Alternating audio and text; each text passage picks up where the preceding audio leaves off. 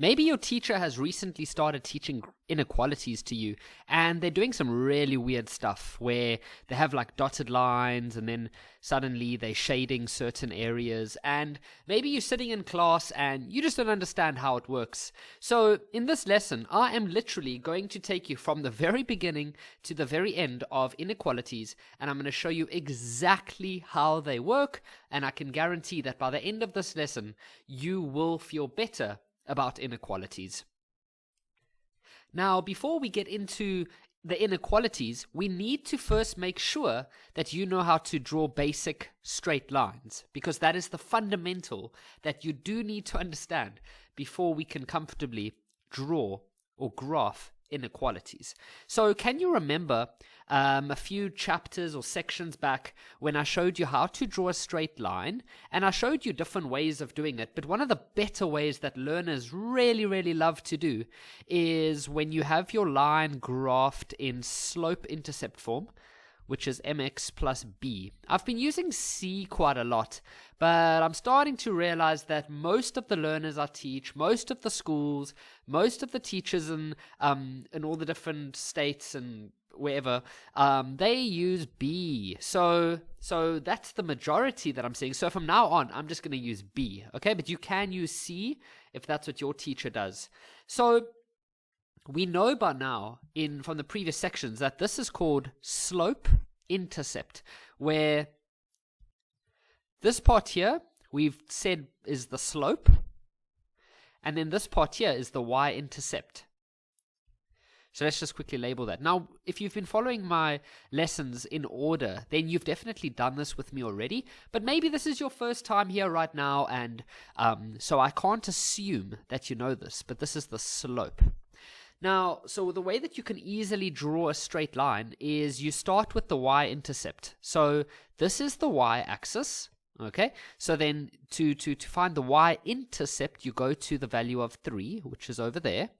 And then you need to look at the slope. Now that slope is 2, which is the same as 2 over 1. Remember, 2 over 1 is the same as 2. So if you remember the way that slope works, okay, so if you have slope of 2 over 1, the 2 is what we like to call the rise, or it's the vertical one. It goes up or down. And this one at the bottom is called the run. So it either goes left, well, we typically, we mostly just let that one go to the right. So if the rise is 2, then we go 2 up, so 1, 2, and then 1 to the right, there. And so we put a little dot, and that is the straight line. So you could connect the 2 dots like that, and you could let it go up like that. Let's do 1 or 2 more lines. What about the line y equals to 2? I have spoken to you guys about this before in previous sections. Some learners get really confused. They're like, Kevin, how do we draw that? It doesn't have a slope. It doesn't seem to have anything. It looks weird. I agree, but they're actually so easy to draw. Check this out. It says that y is equal to 2. So where's y equal to 2? There. But where else is y equal to 2? Well, y is also equal to 2 there, there, there, there. Anywhere on this line, the y value is always going to be 2. You might have to just pause and think about that, and you would see that it's true. Anywhere on this line, no matter what the x value is, the y value is always 2. So if you have to draw the graph y equals to 2, you're literally just going to draw a line going through all of that, like that. What about x equals to negative 2? Well, that's easy. You just go to the x-axis at negative 2, and then that's where x is negative 2. But x would also be negative 2 there, there, there, there. X is negative 2 anywhere along this line. Okay, so we've drawn this before. Now remember, everything I'm showing you right now is not inequalities. We're not doing inequalities yet. Inequalities have like these weird shaded parts, or maybe we shade this side, but I'm getting there. We're going to get there in this lesson. I'm just building you up, making sure your basics are perfectly in place. All right, let's draw one more straight line. So here we know that the y-intercept is at negative 4, so we go to negative 4 and we fill that in. Then the slope is 2 over 3. So that means that the rise is going to be 2 up, so we go 1, 2, and then 3 to the side. 1, or to the right, 2, 3. And we put a little dot over there, and then we just connect them like that and like that. Okay, so that's the basics that you need to know about drawing a straight line. If you can do that, then inequalities are pretty easy. There's just one or two things I still need to show you. So the first thing I need to show you is the inequality symbols. So these are called inequalities, these types of things over here. Up till now, we've only really, or at least for graphs, we've only been looking at graphs that have an equal sign. But now we're going to start looking at inequality symbols. Okay? If it's got this and it's got a line over there, then it means bigger.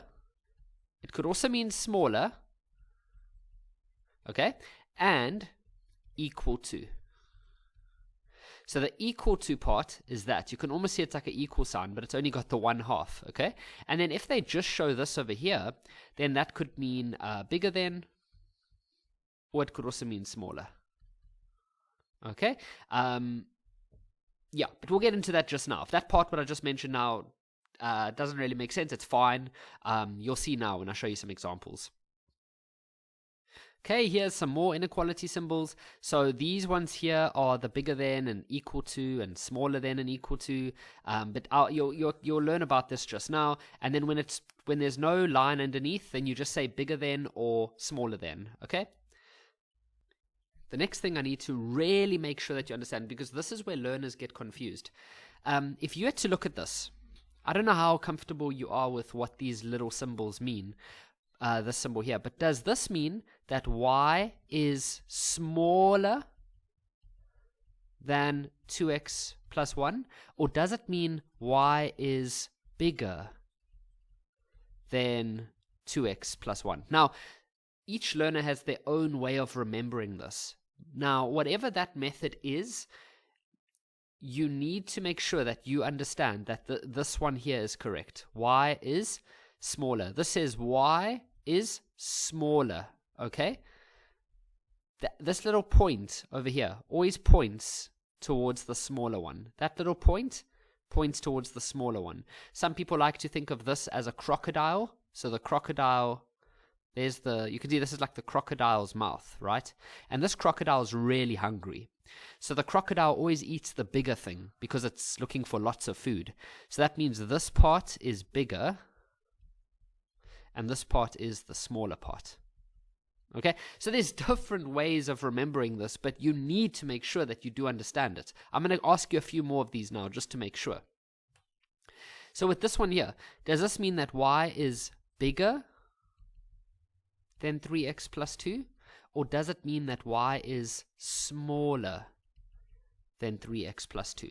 However you remember this, you just got to somehow have your own little way of doing it. Like, I've heard some really weird ways of how learners remember this, but there's nothing wrong with that. But whatever you do, you must know that this one is y is bigger. Okay? The previous one, it was pointing away from the y. Well, you see how it was facing in that direction. So that is smaller. This one is y is bigger. Let's try another one. What does this one mean? Does this one mean that y is bigger than 4x add 2?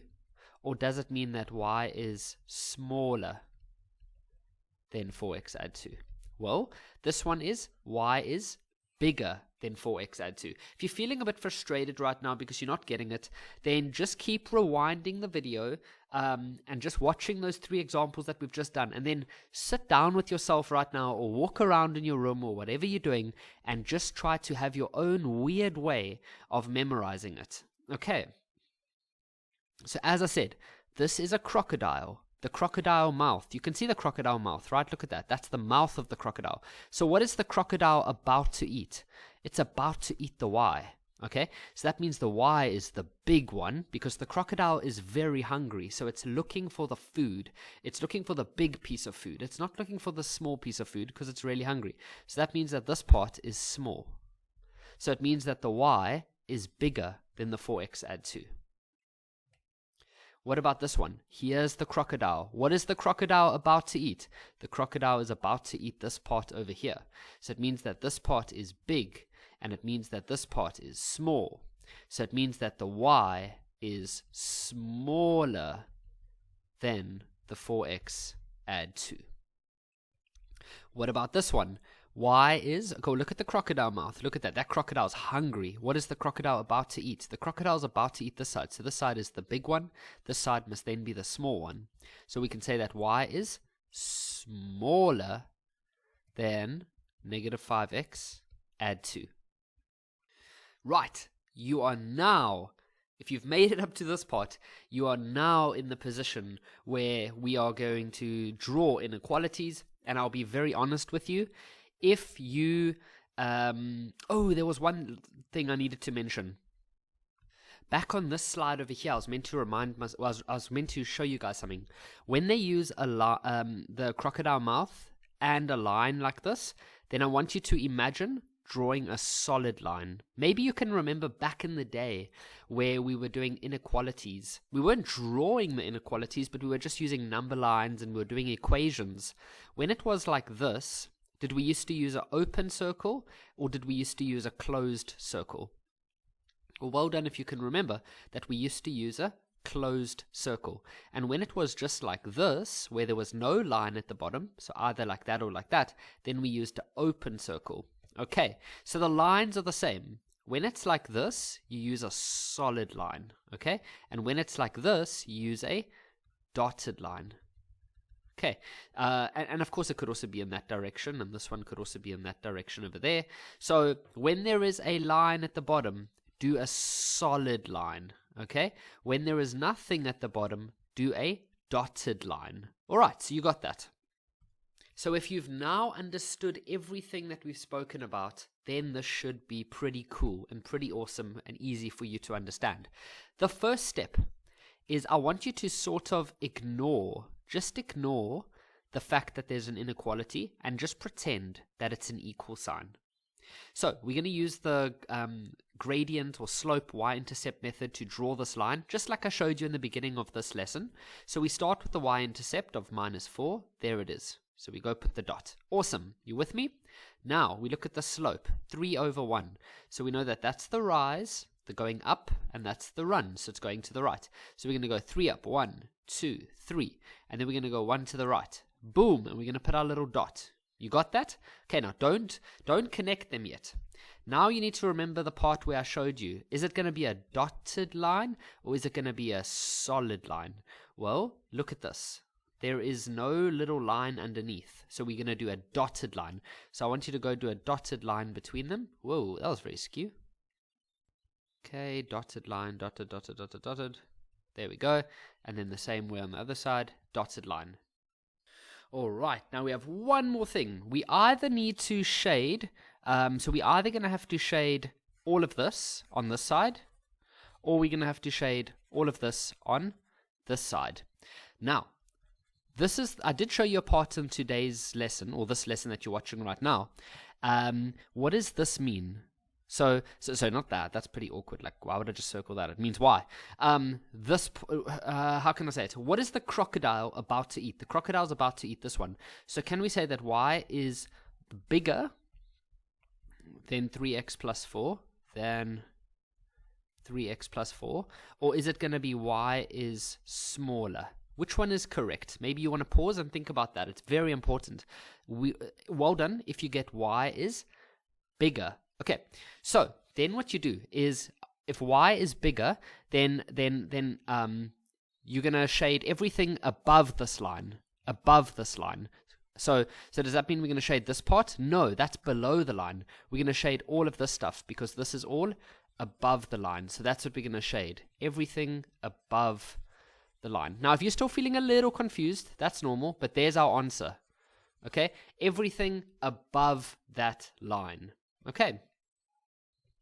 Let's actually just talk about that a little bit. So if you have a dotted line, then above means this. This is above. See that? And then if it was below, then below means this. Okay? Let's try another one.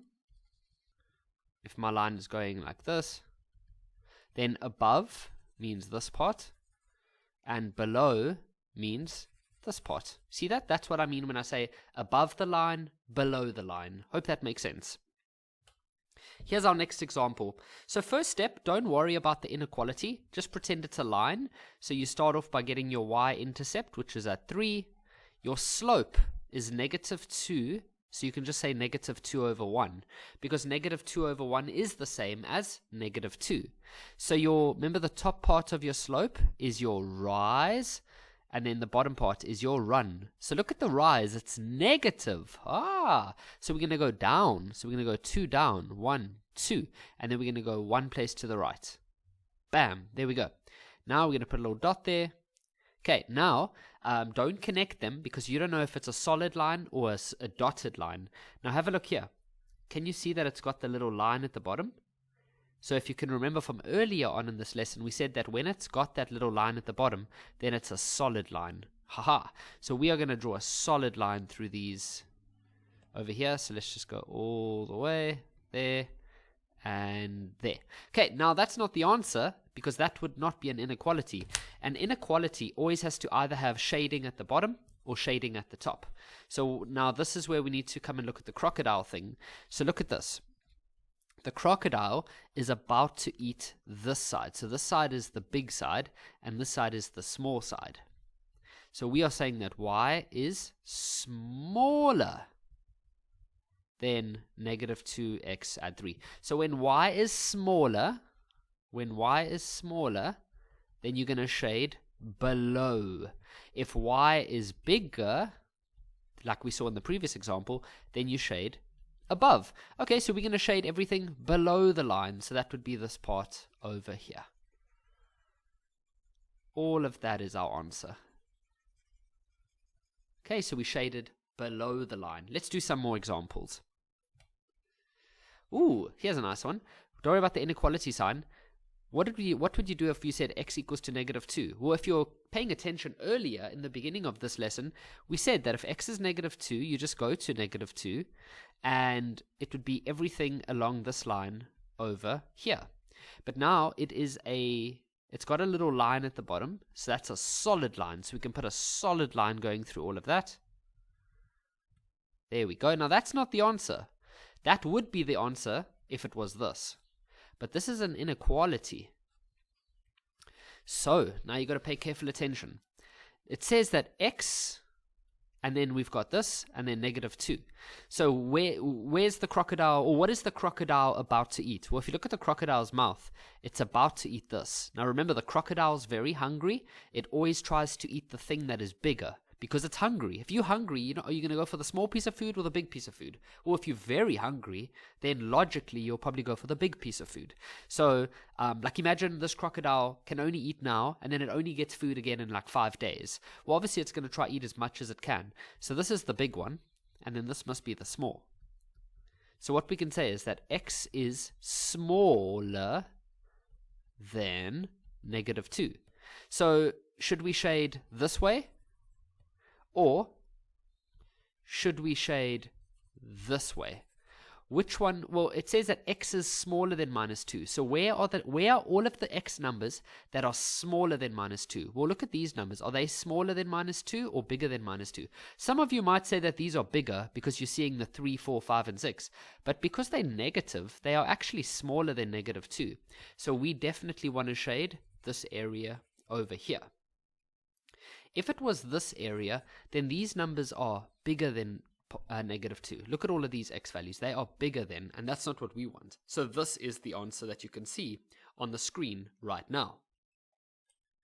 We have 2 more examples. So here we have a y bigger than 3. So what we do is we pretend that it's just y equals to 3. So that would be over there. And then if you remember earlier on in the lesson, we showed you that that would be everything along this line. But now, if you look carefully, is this a dotted line or is it a solid? Well, this would be dotted because it doesn't have the solid line at the bottom. So we're going to put a dotted line going all the way across. Okay, I'm just going to do something like that. Oh, I don't know why I'm putting dots. Sorry. It's meant to be like a dashed. I can do a dashed line like that. That looks better. Okay, so now we got to try to think about whether we are going to shade this part or whether we are going to shade this part. So that we do by looking at the crocodile. Here's the crocodile. who is the crocodile trying to eat? Is it trying to eat the 3 or is it trying to eat the y? It's trying to eat the y. So that means the y is bigger and the 3 is smaller. So we want all the numbers y that are, well, I showed you earlier that when it says y is bigger, then you go above. So when y is bigger, go above, or shade above. And then when y is smaller, shade below. Okay, so we're going to shade above. So there is our answer. We're shading above. Okay, and obviously your teacher might want their own, or have their own preference for how you shade, but there's how I shade, okay? So y is above. We have one more example. Here's our next example. So now we're back to a normal straight line again. So once again, we're going to go put our y-intercept as -1. There it is. Now we're going to look at the slope, which is 2 over 3. So that means the 2 is the run, and the rise. And then this here is the run. So we're going to go 2 up, 1, 2, 3 to the right. 1, 2, 3. And we're going to put a little dot. There we go. Don't connect them until you've looked at this. So is that a dashed or a dotted line? Some people call it dashed. Some people call it dotted. So is it that one or is it a solid line? Well, it's a dashed line because there's no solid line at the bottom. So we're going to put a dashed line between them. Like that. Now we need to know whether we need to shade above or whether we need to shade below. And to do that, we have to look at the crocodile. So the crocodile is currently facing this way. So look at those teeth. Look at the mouth. It's about to eat this part over here. So that means this part here is the bigger part, and this part here is the smaller part. So we can say that y is smaller. When we say y is smaller, then we always go below. So the answer will be this part here where we shade it below. Alright, and so that's that. I hope that this lesson has helped you to become more comfortable or familiar with how to graph straight line inequalities.